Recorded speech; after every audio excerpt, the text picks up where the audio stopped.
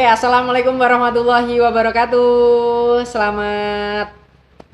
Salam sejahtera bagi kita semua. Semoga tetap sehat dimanapun teman-teman semua berada. Nah, di sini saya akan menyampaikan beberapa hal tentang tanaman perkebunan, khususnya pada kelapa dalam untuk proses pembibitan. Nah, sebelum itu izinkan terlebih dahulu memperkenalkan diri. Nama saya Sahroni, mahasiswa Politeknik Negeri Lampung, jurusan Budidaya Tanaman Perkebunan, program studi Produksi dan Manajemen Industri Perkebunan. Nah, untuk sebelum kita lanjut lebih dalam, simak video berikut ini. The way you they move, they carry me go. Don't cut the radio on. Let's get this party started. Don't cut the radio on. Let's get this party started. Don't cut the radio on. Wait, wait, don't cut the radio on. Wait, wait, don't cut the radio on. This ain't no situation, no more. I don't want to talk, yeah, yeah.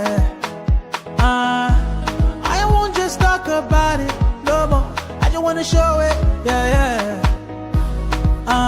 Please don't waste no cut. Better turn the radio up when I come through. When I come through, please don't waste no cut. You better get ready when I come for you. When I come for you, don't cut the radio on. Let's get this party started. Don't cut the radio on. Ya, kita lanjutkan. Jadi pembibitan pada kelapa dalam ini merupakan suatu bedengan untuk pertumbuhan kecambah. Nah, yang dari terseleksi dari bedeng persemaian. Tempat pembibitan dapat dilakukan pada polybag atau bedeng pembibitan. Apabila menggunakan bedeng pembibitan, kecambah yang terseleksi pada bulan 1, 2, 3, dan 4 ditanam pada bedeng pembibitan berdasarkan waktu seleksi.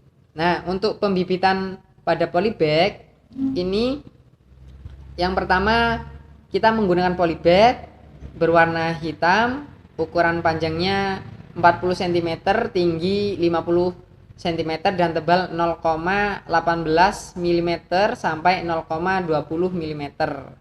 16 sampai 17 lembar polybag per kilogramnya. Kemudian pada bagian bawah polybag dibuat lubang berdiameter 5 mm dengan menggunakan alat pembuat lubang yang disebut drift. Dibuat 3 baris lubang dengan jarak antar baris 7 cm dan jarak antar lubang dalam baris 5 cm. Saat ini polybag yang dijual di pasaran sudah dibuat lubangnya, jadi lebih mudah. Kemudian sebelum diisi tanah, polybag dibalik, artinya dalam menjadi bagian luar sehingga polybag ini dapat berdiri dengan tegak. Nah, kemudian pengisian tanah. Yang pertama, tanah yang kita masukkan ke dalam polybag itu adalah tanah yang subur atau tanah bagian atas yang telah dipisahkan dari bahan kasar termasuk gumpalan tanah dan akar-akar gulma. Kemudian yang kedua, polybag diisi tanah hingga hampir penuh dan letakkan polybag tersebut pada lokasi yang strategis dan usahakan dekat areal penanaman. Yang ketiga, polybag diatur dengan jarak 60 x 60 x 60 cm. Ini menggunakan sistem segitiga atau kurang lebih 20.000 kitri atau hektar. Pemindahan kecambah ke dalam polybag. Yang pertama, kecambah yang terseleksi yang telah diberi tanda dengan cat dipindahkan ke polybag dari bedeng persemaian dengan cara menggunakan besi pengungkit pada salah satu sisi benih berkecambah tersebut. Yang kedua, akar utama dipotong, tersisa akar utama dengan panjang 5 cm dari sabut. Nah, terus yang ketiga, tanah dalam polybag dikeluarkan 1/3 bagian dari diletakkan di sampingnya. Kemudian yang keempat, kecambah diletakkan dalam polybag dengan ukuran dengan tunas tegak di bagian tengah. Sebagian tanah yang dikeluarkan dikembalikan lagi ke dalam polybag hingga benih hampir tertutup. Tanah dipadatkan di sekitar tanah. Yang kelima, kecambah yang sudah dipindahkan ke dalam polybag diairi untuk menjaga kelembapan. Nah, terus pembibitan tanpa polybag. Persyaratan lokasi pembibitan hampir sama dengan lokasi persemaian, yaitu lokasi datar dekat sumber air. Dekat lokasi persemaian, mudah dijangkau dan diawasi. Tahap-tahapan kegiatan sebagai berikut. Nah, yang pertama ada lokasi pembibitan. Dibersihkan dari pohon, rumput, sisa-sisa akar, gulma, dan lain-lain. Tanah diolah secara manual menggunakan ternak atau traktor dengan kedalaman pengelolaan 30-40 cm. Selanjutnya tanah digaru 2 kali sehingga strukturnya gembur. Kedua, buat bedengan setinggi 24 cm, ukuran lebar dan panjang disesuaikan dengan kebutuhan panjang maksimal 25 meter. Antar bedengan dibuat parit drainase pembuangan air berlebihan selebar 60 cm. Untuk tanah ringan dan 80 cm untuk tanah berat. Parit berfungsi sebagai jalan kontrol. Jadi ketika kita membuat bedengan harus dibuatkan juga drainase untuk air lewat, jadi tidak mengikis bedengan tersebut sehingga kecambah tidak terganggu gitu, dapat bertumbuh dengan baik. Kemudian yang ketiga, kecambah yang terseleksi ditanam pada bedeng pembibitan dengan jarak tanam 60 x 60 x 60 cm.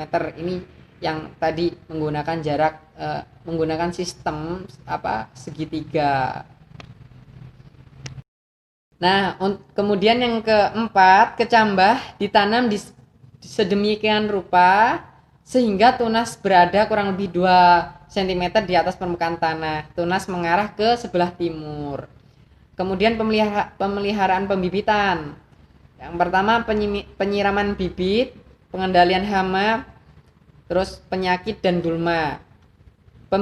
Bibit kelapa baik dalam polybag maupun pada bedengan pembibitan diairi terutama pada musim kemarau.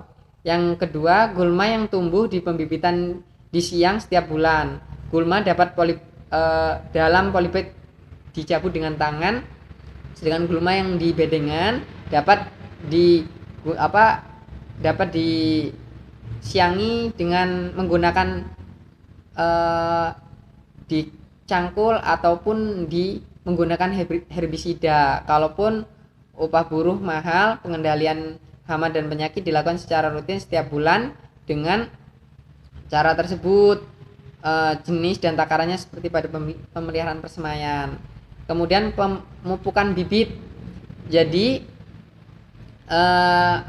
pemupukan bibit kelapa dalam ini kita dapat menggunakan pupuk urea sumber N, SP36 sebagai sumber P, KCl sebagai sumber K, dan kiserit atau dolomit sumber magnesium. Takaran pupuk berdasarkan umur bibit dilakukan oleh satu tim kerja sebanyak 4 orang dapat melakukan pemupukan 2000 polybag. Nah, untuk pembibitan polybag, tanah yang akan digunakan dicampur dengan SP36 dengan takaran 30 gram per polybag. Dolomit digunakan sebagai pengganti kiserit. Jadi kalau sudah digunakan kiserit tidak perlu lagi menggunakan dolomit. Nah, jadi jika sudah dipupuk maka akan proses penanaman. Itu tadi sedikit penjelasan tentang proses di dalam pembibitan. Jika sudah tumbuh kemudian dapat ditanam di area penanaman.